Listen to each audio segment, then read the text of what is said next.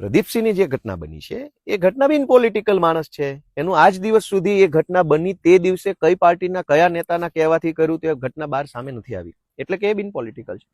ગોપાલ ઇટાલિયા ઉપર જૂતું ફેંકનાર માણસ છે, એ તો રાજકીય છે, કોંગ્રેસી છે, પહેલી વાત. બીજી વસ્તુ કે પ્રદીપસિંહ ઉપર જૂતું ફેંકનાર વ્યક્તિ જે છે એનો વાંધો ભ્રષ્ટાચાર સામે, તાનાશાહી સામે, એનો વાંધો સરકારની શોષણભરી નીતિઓ સામે હતો. અને એ વખતે એ વ્યક્તિએ કીધું કે ભાઈ મારો વાંધો આ વાતને લઈને છે, વ્યક્તિ સાથે નથી, પણ એ વાતનો વાંધો નોંધાવવા માટેની કોઈ ઘટના છે.